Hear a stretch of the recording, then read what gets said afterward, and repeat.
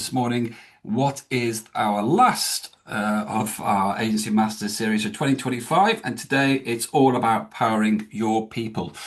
Usual quick intros before we crack on. I'm Steve. I'm one of the co-founders here at Agency Works. Been working with agencies for well over 20 years now. And as usual, I'm joined by my webinar co-host, Kate, who not only is a principal consultant here at Agency Works, but also somebody who has years of experience. I won't say how many years of experience working at agencies before jumping ship and joining us here at Agency Works. Kate worked in operations and client services roles. So I can imagine, Kate, that you have been through your fair share of PDPs in the past. I have. And back in the dark ages, when I first started in agency world, we didn't really have the PDP was wasn't known. It was like you had a yearly appraisal if you were lucky, and generally you would dread them unless you thought you might get a pay rise or a promotion. And it's only sort of over the last probably decade that I've really started seeing them come in, but they've been pretty dreadful really, and they're put people through the ringer, I think. I think they've got better in sort of recently, but I still think there's a lot of work to do. Absolutely. I think it's something that's why we chose this topic. It's something that we've brought in ourselves at Agency Works, try to bring in and are constantly developing, but also something that we see agency side with our clients as well. So that's why we thought we'd do a webinar on this. But it might be a little bit shorter than normal ones, but around about 20 minutes. We know you're already busy this time of year, so we'll keep it nice and sharp for you. So on today's session, what we're going to cover for you is how to build PDPs that focus your people's strengths and tap into what actually motivates them and turn individual growth into your agency's competitive advantage. As we know, the best agency leaders know that PDPs aren't red tape, they are actually kind of rocket fuel. So when your people grow, your agency grows, teams deliver better work with more confidence, and your guys' careers advance without constant micromanagement. But we also know that talent doesn't develop on its own. It needs intentional development behind it. You need to create systems that make growth inedible. So strong teams don't just happen by chance. So on this morning session, we'll be covering the talent audit that reveals untapped potential and growth opportunities, how to design PDPs that actually drive results, not just tick boxes, ways to get your team members to own their own development, and which metrics accelerate growth and which potentially to ignore. So let's set the scene, shall we? It's performance review season, a bit like Christmas season, but not as good. Your creative director, who's brilliant at leading projects, but never asked to manage people, downloads a PDP template from the internet. They book a meeting with one of their designers, and probably neither of them have slept very well the night before. The manager finds it awkward. They're thinking, well, I'm not trained for this. What if they get upset? What if they ask about promotion and I don't have an answer? And equally, the designer dreads it too. They're thinking, what am I doing wrong? What are they going to criticize? How do I defend myself? Then they sit down and they work through the template, normal stuff, strengths, weaknesses, areas for improvement, goals. And it all feels formal, stilted, and maybe a little bit confrontational. And they both say the right things. It gets written up, saved to a shared drive, and then that's it. They leave the room, not really sure what's just happened or how to feel about it. And that scenario probably sounds very familiar to a lot of people. But here's what should have happened instead. That employee should have left feeling energized, excited about where they're heading, clear on their unique value, and motivated to grow.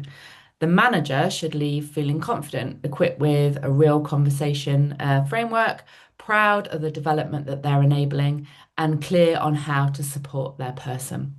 And the PDP, that shouldn't sit on a drive gathering digital dust. It should be a living document that actually guides meaningful growth. And to make that happen, you need to stop seeing PDPs as a HR requirement and start seeing them as your talent strategy.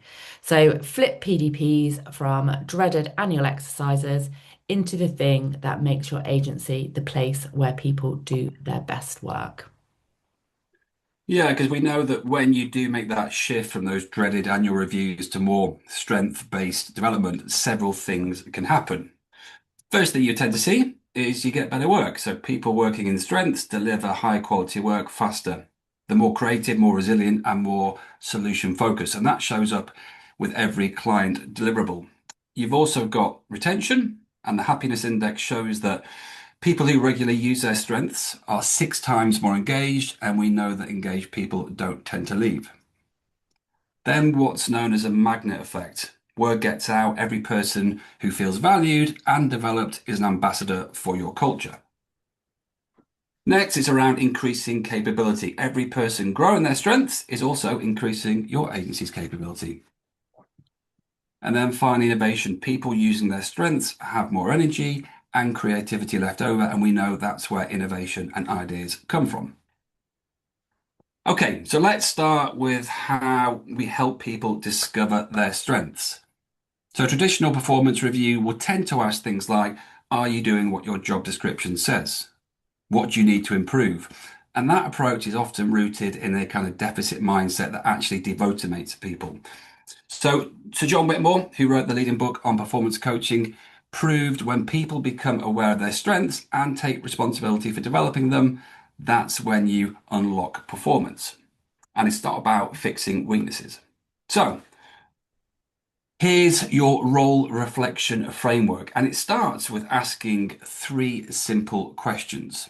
First one is, what energizes you? Not what are you good at, but what actually gives you energy. Because strengths aren't skills, they're activities that make you feel stronger while you're doing them. So if you hear somebody saying, time flies when I'm doing X, that's a strength signal. Next, you've got, when have you felt most proud of your work? To ask people to describe specific moments, listen for patterns. Are they talking about collaborative breakthroughs, maybe solo creative victories, solving complex problems, maybe teaching others, but these stories reveal intrinsic motivations. And then finally, what would you do more of if you could? So this reveals more kind of untapped potential. So maybe your account manager secretly loves data analysis, maybe your designer wants to mentor juniors, or maybe someone is ready for a more challenging project, but nobody's actually noticed. So the happiness index consistently shows that people are happiest when they're using their strengths, making progress towards meaningful goals and feeling valued, not when they're fixing their weaknesses. Okay, so how do we go about designing these PDPs that actually drive results? So we've identified people's strengths. Now, how do you turn that into an actual kind of PDP plan? What does the person want to become? But also, what does your agency need to grow or improve? So the best PDPs we've found find an overlap in both of those things. Now, you may have heard of this. We use it ourselves here.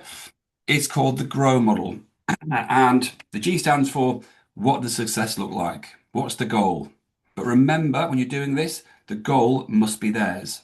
So when people set their own goals, you tend to get more commitment. Next, reality. Where are they now? This creates more of an awareness. Next, options. What could they do to develop this? This is where you brainstorm together. Give people choices. Maybe they want a mentor. Maybe they want a challenging project. Maybe they just need more training. So when people choose their development plan, they tend to own it more. And then finally, will. What will they actually do? So this is where the commitment happens. Make it concrete, make it measurable. How will they know if it's working? And critically, how will it feel? So remember that strengths energize you. If their development plan is draining them, something's possibly wrong.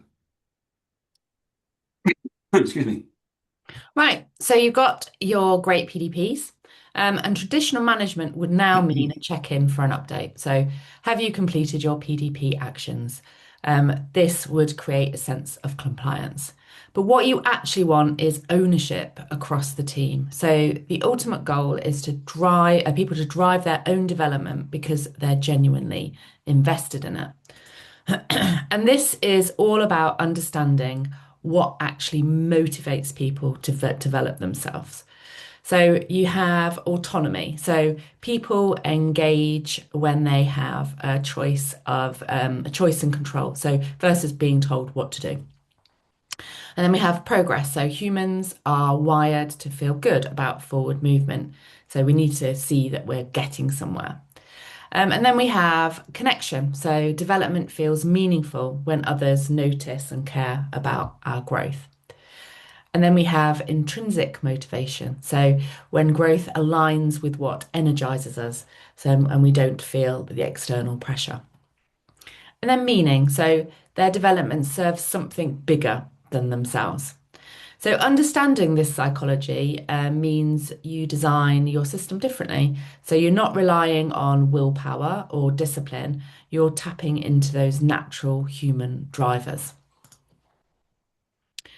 And using these human drivers can help you coach rather than direct. So maybe set up a monthly check-in, but use coaching questions instead of checking up questions. So using language like, what progress have you noticed since we last spoke? What's working well? What obstacles have you encountered? What support would be most useful right now? And what will you do before our next conversation? So these questions put them in the driver's seat. You're not checking up on them, you're partnering with them. I think that's highlighted with back to Sir John Whitmore, his quote, which is coaching is unlocking people's potential to maximize their own performance. It's helping them to learn rather than teaching them. And for us, the litmus test here is, do your people look forward to those development types of conversations, or are they dreading them? Are they energized by their growth, or do they get really kind of exhausted by just all the admin they have to go through? But we know when done right, people actively want to talk about the development because it's about becoming more of who they want to be, not just jumping through hoops to satisfy some HR requirements. So, this is all using psychology to enable growth. So, building psychology into your accountability system will help. So, things like keeping a wins journal or not documenting everything. So, every time they use their strength successfully, capture it, and this equals progress. And then we have autonomy. So let them adjust their plan as they learn, which will give them autonomy ultimately. And pair people with developing similar strengths. So that will give them connection. And then connect their development to client impact and ultimately agency success, which will give them meaning. But whatever we do, we need to make sure that that development is visible. So that's creating a simple shared space. It could be Teams or a Slack channel, could be a monthly team meeting where people can share one strength that they've used this month, or one thing they've learned, or one way somebody else's strength may have helped them. And this creates a culture where development isn't this formal, scary HR thing. It's just kind of what you do within your agency. So you have your most brilliant PDP process in the world. But if someone's utilization is running at 95% on client work, excuse me, when exactly are they meant to develop? So making sure that you have or you build development time into your utilization rates is really important. And the other thing is important is being able to see capacity in real time so you can plan for those growth opportunities. So that account manager sitting at 60% utilization, perfect time to involve them in strategic planning. So if you have a platform that will give you the capacity of your agency, maybe the little one like Synergist. I don't know if you've heard of that one, Steve. It Apparently looks it's really amazing. good. Yeah, it does. That dashboard looks awesome, doesn't it? So if you have something like that, then it will give you the visibility of the capacity where it exists. So this will give you the difference between you should really develop your strategy skills. And I can see you've got capacity next week. Let's get you involved in that client discovery for that new brief. Nice plug. Yeah, I thought so. So you've put in the framework in place, you're having those conversations, you're creating opportunities for growth. So how do you know if any of it's making the blindest bit of difference? So this is where we start looking at kind of tracking metrics. Now, forget tracking things like number of training hours completed or percentage of PDP goals achieved. They are very much vanity metrics. They tell you nothing about actual growth. So instead, we would recommend that you track these kind of things. First thing is, it's a simple quarterly question. on a scale of 1 to 10, how energized do you feel by your work? If strength-based development is working, then those numbers should trend up. Next, strength application frequency. How often are you using your core strengths? So not just can they use them, but are they actually getting opportunities to use them? Next, we've got progress perception. Do you feel like you're making meaningful progress in your development? And that's a simple yes, no answer.